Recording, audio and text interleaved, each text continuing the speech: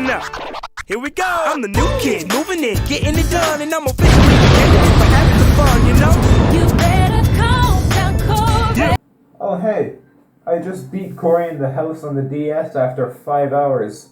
No, it's not a waste of time because I'm going to do a review on it today. In the current state of gaming, usually if you ask someone what game they recently beat, they'd tell you, I beat Splatoon 3 story mode, or I beat Super Mario Odyssey for the 10th time this week because it's that piss easy. Me, however, not being someone who plays current gen video games anymore, in my case, however, I pathetically say, I beat Cory in the house on the DS.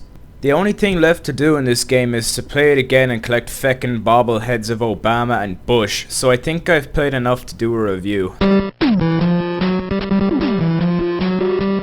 We'll start with the gameplay. This game's controls are really good, especially considering this game is meant for a show I think only got popular because of the memes. The movement is really good and controls fine with a 3DS slider. Nikishkas are mostly accurate to where you throw them, and the Buzzy the Fly sections are easy to get the hang of. The flaws in the design start in the upstairs of the school in episode 2. Now I wasn't recording the game as I played through because it would basically just be me pointing my phone at the screen because I don't own a capture card. But anyway, I got stuck in the corner here thanks to this guy who looks like they eat Wendy's on a weekly basis. This caused me to have to redo the boss fight in the gym from before this. You stun whoever that mentalist is with Ben & Jerry's cookie dough ice cream. It also took me a bit to figure out you have to run into these boxes to move them. The game never explains how to do it. After that, the level is easy. Just hack the mainframe with a PDA of all things and then find out, oh shit, Newt has a home. The end of each episode is just jamming out at Newt's house. The next flaw doesn't happen until the battle between Cory Baxter and a bootleg James Bond from probably Turkmenistan. You have to constantly switch between the Kishkas and the memory loss spray some turd stole from his dad, who was a CIA agent, while also running from Jamie Pond. For me and countless others who are right-handed, it is awkward as hell to play this part of the game.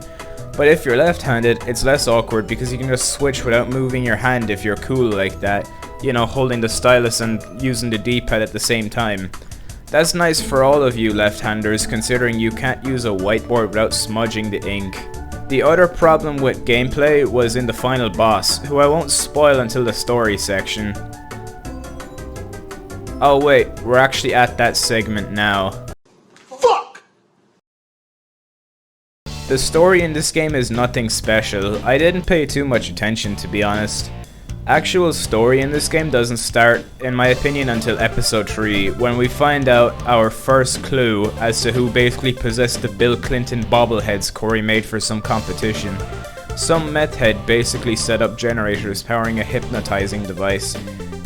That device must have been coded by Data Design Interactive because it is as simple as working the toaster when you try to stop the thing. Skipping on in this thing, because the story is clearly not the main focus, it turns out Dr. Wily from Mega Man, but if he was handsome, is the hypnotizer.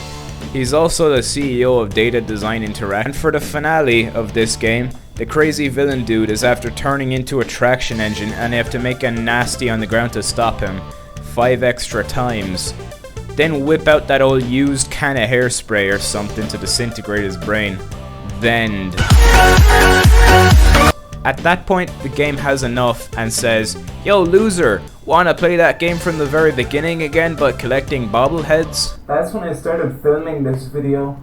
That's all that was worth mentioning in this story. I don't know if it was based on a particular episode of the show. I watched the first episode in crusty 240p and gave up after. Moving on to the next segment now, the graphics. For a DS game in 2008, this game is as good as it can get graphically. The DS's graphics were never great on the 3DS, but I chose to ignore it and move on. I mean, how good can you get with graphics when the ROM size is only 16 megabytes? The textures used on character models here is really bad, I must say. I found this image on DeviantArt of the Cory model in the game. You can barely see his eyes.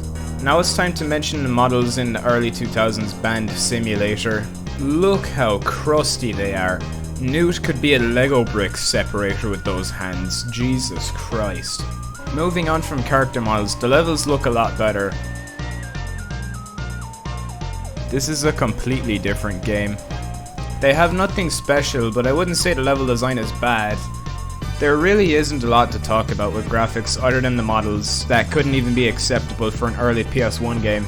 Sorry for like the extremely short segment, but there's just really nothing to talk about graphics. The next thing we'll go over is the music.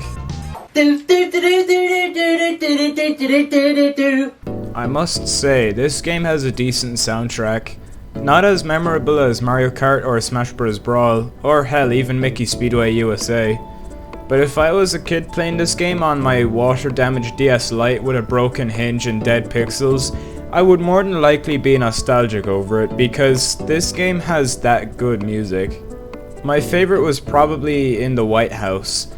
It's been playing in the background for a bit of the video somewhere at the start, but here's a bit of it unedited just because, yeah, I mean, why not? Why not just play it for a bit?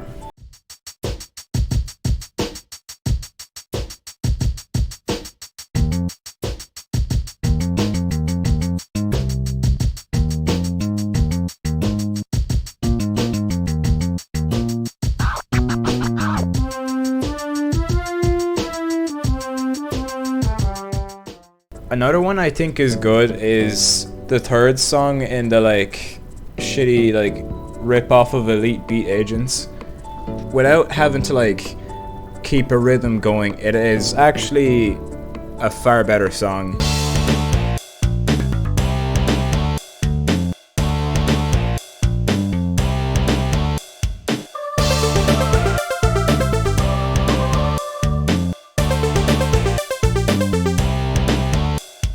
The music is nice and upbeat. You can tell that handheld games made great use of what limited tools the DS had to work with. I don't have much more to say about the soundtrack, so I think I'll finish up here. So that was Cory in the House on the DS, as well as my first review style video. I'll rank this game a 7 out of 10 honestly, and with that, I hope you enjoyed my first review style video.